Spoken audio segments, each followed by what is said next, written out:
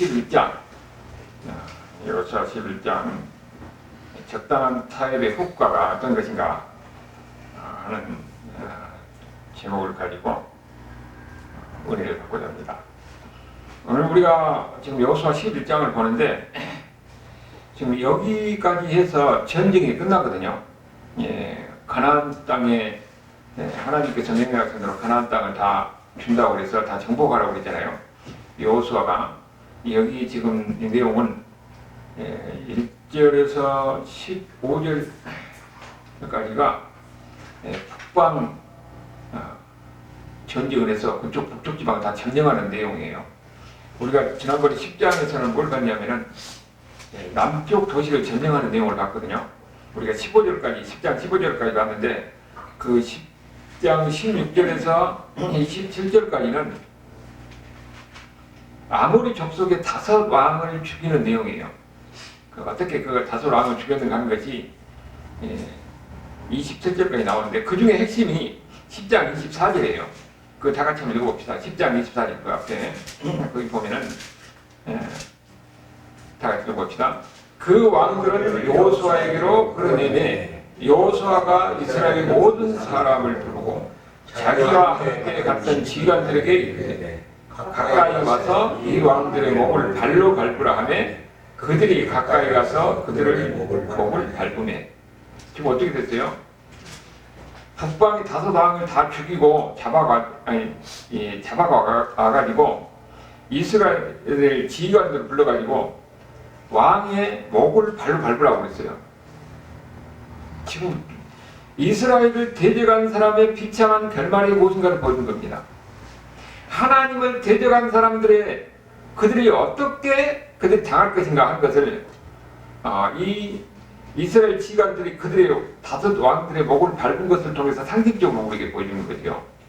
결국은 이들은 이렇게 비참하게 다 죽었더라 하는 이야기가 27절까지 나오는 겁니다. 그리고 28절에서 10장 28절에서 그 43절까지는 그 남방의 도시들을 정복하는 그 도시들을 하나하나를 지금 이야기하고 있어요. 제가 이렇게 지도를 줬잖아요.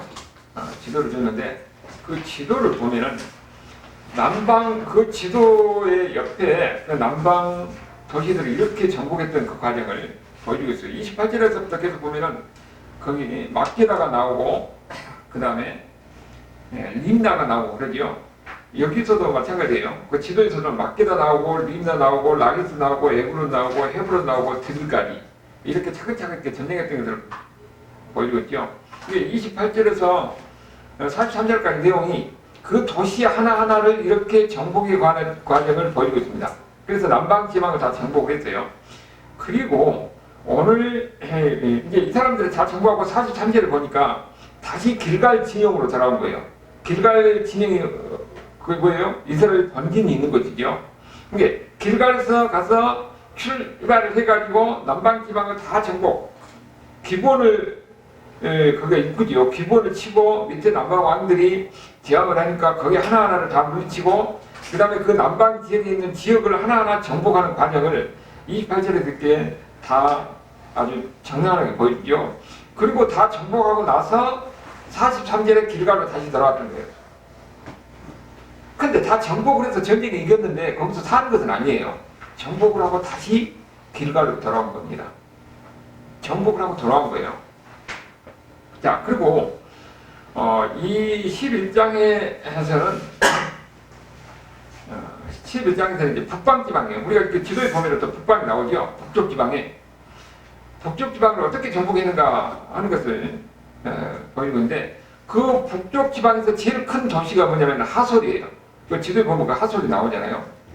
하솔은 지금도 엄청나게 큰 도시를 발굴하고 있어요. 근데 거기에 이제 북쪽이 남쪽에서 이스라엘 민족들이 와서 다 정복을 했다는 소식을 듣고 자기들도 위협을 느끼잖아요. 그러니까 북방에 있는 가장 큰 성읍 있는 하솔을 중심으로 해서 그 왕들이 이제는 연합해가지고 남쪽에서 쳐들어오는 이스라엘을 데려가는 겁니다. 그래서 이제 전쟁이 벌어진 거죠. 전쟁이 벌어지는데 하나님이 그때 뭐라고 했어요? 하나님이 이기게 해준다고 해요. 두려워하지 말라는 거예요. 그리고 그렇게 해가지고 9절까지 되면은 하나님 말씀하신 대로 그들을 다 물리치고, 오히려 심지어 보니까 뭐라고 했어요? 말의 뒷발 힘줄을 다 끌어버리고 병기를 다 불살라라 그랬는데 그대로 했잖아요. 그래서 이 북방에서 이 그들이 대적하는 그들을 다 물리치고, 그 다음에 그 제일 큰 성읍이 뭐라고 했어요? 하솔이라고 했죠. 하솔은 10절에서 11절에 보면은 특별히 뭐라고 그러냐면은 완전히 진멸하라고 그래요. 진멸에 뭐라고 그랬습니까? 사람이고 짐승이고 다 죽인 거예요. 어린아이고 노약자고 다 죽인 겁니다. 열거에서 그렇게 했잖아요. 북쪽에 하솔로 그렇게 했어요. 우리가 인간적으로 생각하면 좀 잔인하잖아요. 그런데 누구를 위해서요? 하나님의 백성들을 위해서. 하나님의 백성들이 이스라엘이 그들에게 오염될까 봐서 그들을 완전히 다 진멸해서 그들에게 하나님의 바친 것이 된 겁니다. 하나도 거기 손대면 안 돼요. 그래서 보니까 하솔은 본래 그 모든 나라의 머리였더니 그랬잖아요. 그때 여호수아가 들어와서 하솔을 취하고 그 왕들을 칼날로 죽이고 그 가운데 모든 사람을 칼날로 쳐서 진멸하여 호흡 있는 자는 하나도 남기지 않고 다 죽이고 불살랐더라. 이렇게 되어 있습니다. 그리고 그 다음에 보니까 이 12절에서부터 이제 그 이야기도 어떻게 그 북쪽 그 지방을 그들 불사르고 그렇게 탈취하고, 그리고 이제 하솔만 탈취하고 나머지 성읍들은 사람만 죽이고 뭐예요? 재물은 이스라엘 백성들이 취한 거예요. 그 성읍도 불사르지 않고 거기서 살도록 하는 것이니까. 이렇게 해가지고 북방을 다 점령하는 겁니다. 그 내용이 그 지도에 보면은 이게 하솔을 중심으로 주변의 도시를 어떻게 점령하고 차지하는가 하는 것을 알 수가 있죠. 그리고 이제 16절에서부터 이 11장 16절에서부터 23절까지는 전체에 관한 이야기입니다. 남북의 전체 내용을 정리하는 것이거든요. 자, 여기 16절에 보니까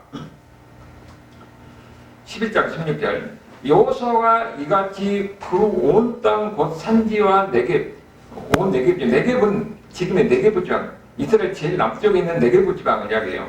그 네겝 지방 옆에가 고센이 있습니다. 고센 온 땅과 평지와 아라바 이스라엘 산지와 평지를 점령하였으니 곧 세일로, 그러니까 세일도 그쪽이죠. 남쪽 지방이에요. 그리고 그 다음에 뭐냐면은 한락산에서 헤르몬산 아래 네바논 골짜기까지. 우리가 헤르몬산을 보니까 뭐라고 했어요? 여기 지도에 보면은 헤르몬산이 헐몬산이죠. 헐몬산이 제일 북쪽 그쪽인 거죠. 그러니까 남쪽 여기 지도에 안 나오는데 네게부 지방의 사막지대예요. 지금도 이스라엘 보면 지도에 제일 남쪽이 네게부 지방이에요. 네게부 사막. 그 사막에서 제일 북쪽이 헐몬산인데 지금 레바논 쪽에 있는 헐몬산이에요. 그 헐몬산까지 전부 다 어떻게 했다고요? 전부 다 그 왕들을 잡아서 쳐 죽이고 다 정복하는 거예요. 그러니까 하나님이 약속한 가나안 땅을 전부 다 지금 정복하는 것을 보이고 있죠. 근데 여호수아 인도하에서 그 전쟁에서 승리하는 겁니다. 그리고 8절에 보면은 여호수아가 그 모든 왕들을 싸운 지가 오랫동안이라고 했어요. 금방 전쟁에서 다 이겨가지고 정복한 건 아니에요. 오랫동안이라는 것은 여호수아가 나이가 늙을 때까지 전쟁을 했어요. 그러니까 수십 년 동안 전쟁을 해가지고 남방을 정복하고 북방을 정복하고 다 이렇게 정복했다는 것을 우리에게 보여주고 있는 그런 내용입니다. 그렇게 이제 남쪽, 제일 남쪽에서부터 제일 북쪽까지 다 정복을 했다는 그런 내용이죠. 그리고 이제 18절, 19절에 보면은 거기에 뭐라고 하냐면은 이 기브온 중에 힘이 족속에는 이스라엘 자손이 누구도 하찮은 성읍이 없고 그들을 다 싸워서 뭐라고 했어요? 19절 끝을 보니까 이스라엘 자손이 싸워서 다 점령하였으니, 점령을 했지만은 거기서 주저앉아 살진 않았어요. 다 점령을 했는데 그들의 마음이 완악하여, 그리고 이제 21절에 가면은 그때 여호수아가 산지와 헤브론 들과 이렇게 지역이 쭉 나오지요. 그러니까 이스라엘 산지, 이스라엘 사람들 주로 이제 산지에 그쪽에 있는 그 도시들을 다 점령했는데, 여기 참 재미있는 것은 지금 여기는 남북이 이스라엘이 갈라질 때가 아니거든요.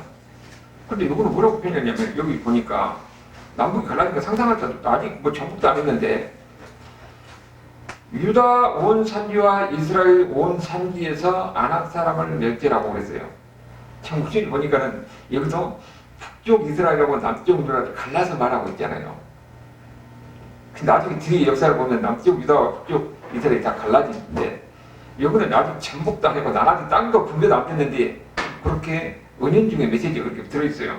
그리고 여기 아낙 자손을 멸절했다고 했죠. 아낙 자손이 누구입니까?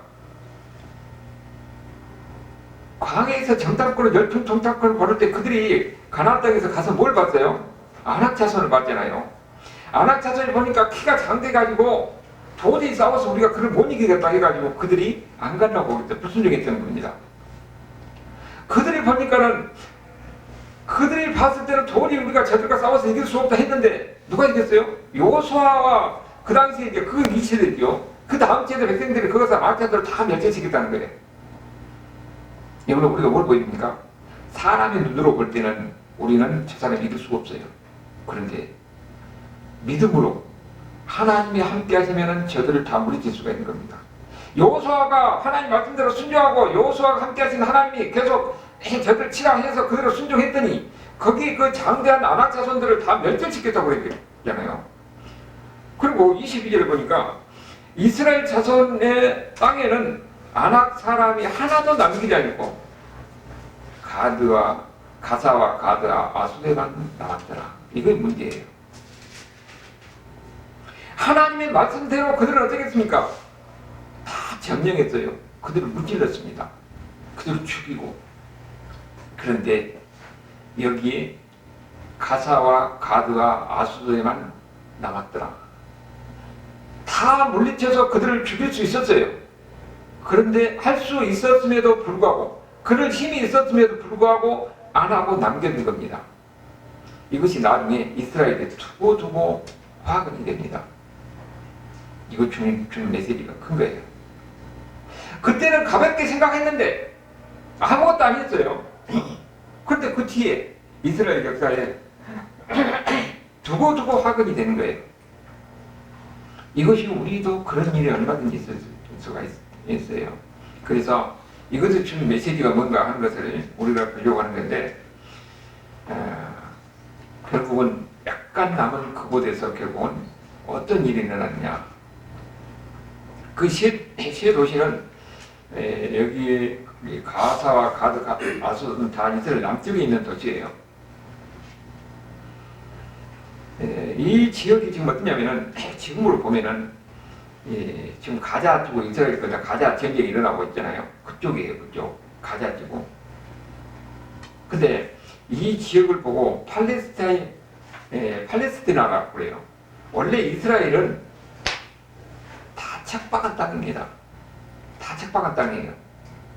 그런데 이 지금 팔레스티나 지방 여기에는 농사를 지을 수 있는 겁니다. 여기만. 그러니까 거기가 비옥한 땅이죠. 농사를 지을 수 있으니까 누가 살아요? 거기에 블레셋 사람들이 사는 겁니다. 그 당시에는 여호수아 당시에는 이를 물리칠 수가 있었는데 이들을 물리쳐갖고 그대로 놔뒀던 이 사람들이 강성해갖고 나중에 이스라엘을 지배하는 그런 역전이 일어나는 거거든요. 여기에 이스라엘 백성들의 역사에 엄청난 영향을 끼친 것인데 제일 먼저 보니까 가사가 나오죠. 가사가 지금 블레셋의 중심지예요. 가사가. 그런데 사사시대 때 보면은 이스라엘을 엄청나게 괴롭혔던 것이 이 가사 지방인데 삼손이 이 가사 지방에서 활동을 했어요. 사사로서.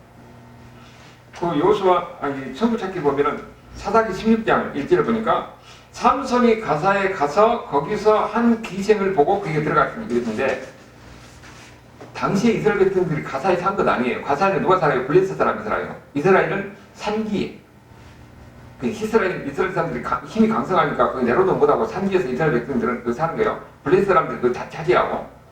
근데 그 삼손만 거기 이제 블레셋 사람 사는 곳에 갔던 거예요. 누구 보러? 여자 보러 가는 거예요. 참 하나님은 아이러니에요. 삼손이 여자에 좀 약했던 모양이에요. 그러니까 여자 보러 가다가 건드리면 다 죽은 거예요. 그래서 블레셋 사람 미친 겁니다. 그런데 나중에 지금 어떻게 됐냐? 참 아이러니하게 이 여자를 또 이제 이 다른 사람 그 여자 아버지가 다른 사람한테 줘버렸잖아요. 그리고 나중에 삼손이 누구한테 빠집니까? 들리라는 사람한테 빠져요.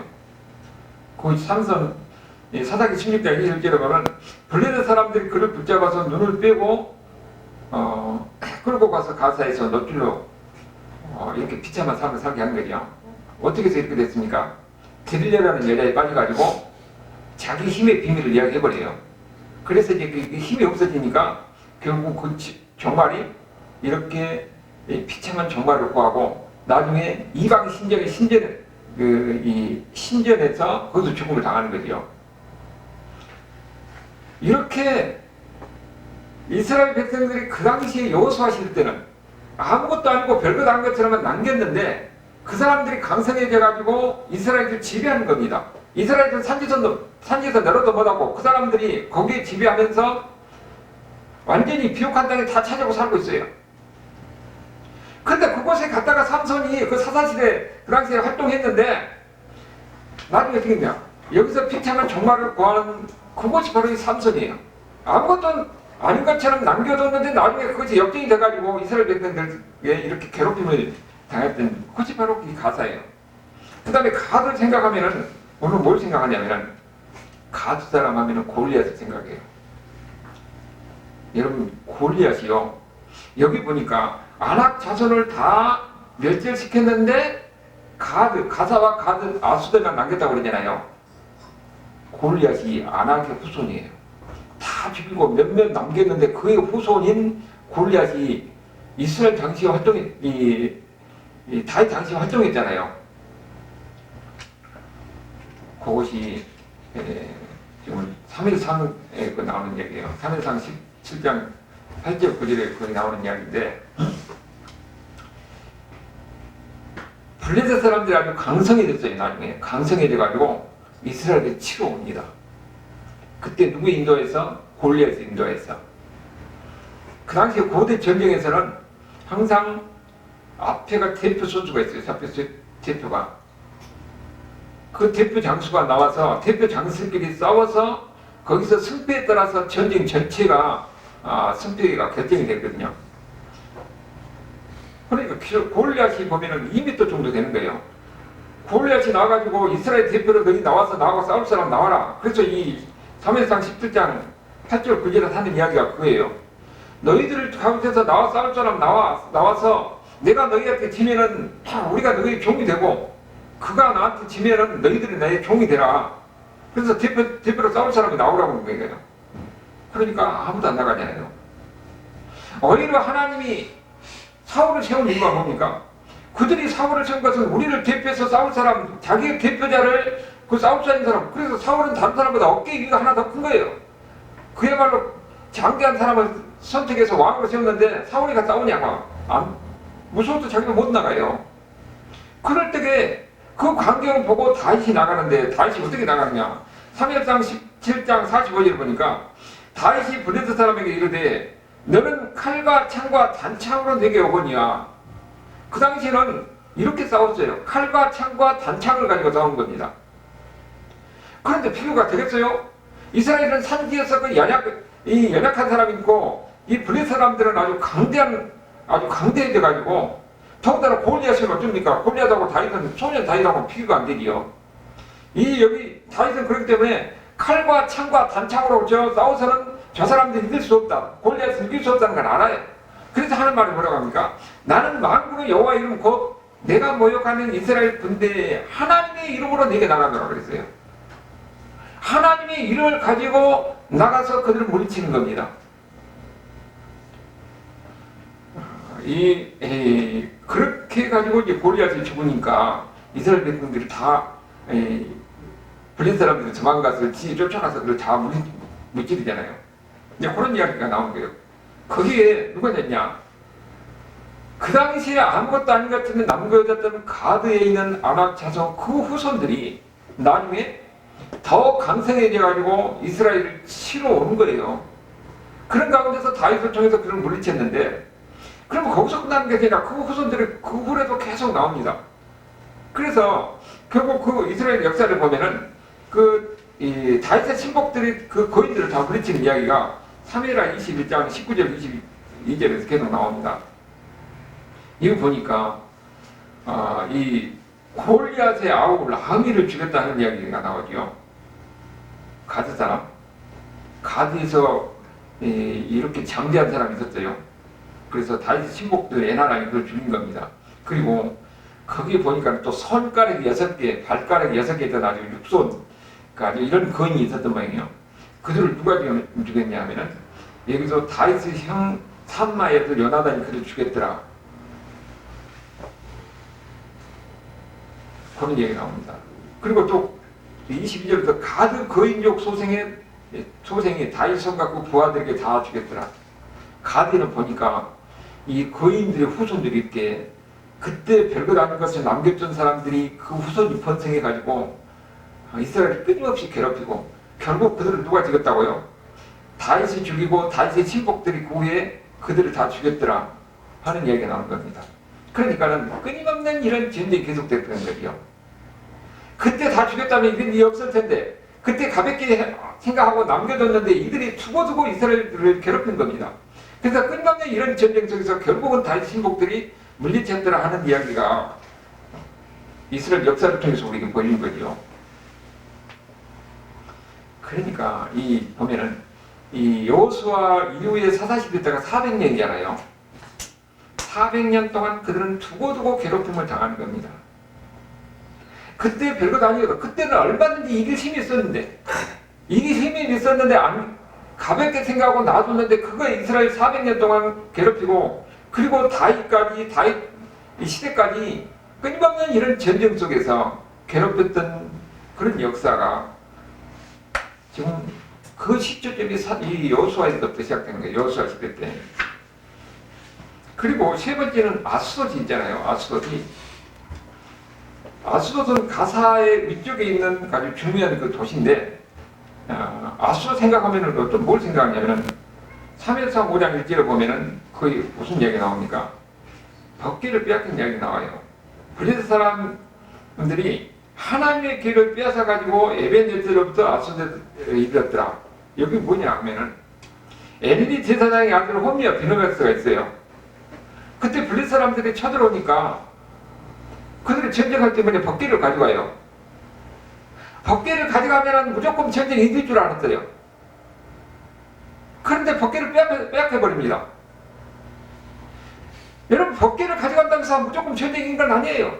그들이 하나님 말씀에 순종하고 하나님 말씀대로 살아서 죄를 안 범했는데 홈리와 비느하스가 얼마나 하나님 앞에 죄를 많이 범했으니까 자기는 죄를 범하고 법궤를 갖고 하면 무조건 이깁니까? 그건 아니지요. 결국 그 패퇴하고 법궤를 빼앗겨버려요. 그래서 보니까 이건 뭐라고 했어요? 블레셋 사람들이 하나님의 길을 빼앗아서 에벤에셀은 말이 뭔 말이에요? 하나님이 여기까지 지켜주셨다 그랬는데 오히려 여기가 지켜준 게 아니라 법궤를 빼앗기는 겁니다. 그래서 아스돗이라는 말은 요새란 말이에요. 거기에 이 블레셋 사람들의 가장 요새에 거기에 숨겨둔 거예요. 법궤를 걷다가. 그럼 이스라엘 백성들이 거기 가서 법궤를 빼앗을 수가 없는 거지요. 근데 나중에 어떻게 됩니까? 법궤가 제 발로 들어옵니다. 어떻게 들어옵니까? 법궤를 자기들이 신전에 뒀더니 그 신전의 주변에 있는 그들의 우상들이 다 모가지가 날아가고 팔이 날아가고 다 나가는 거예요.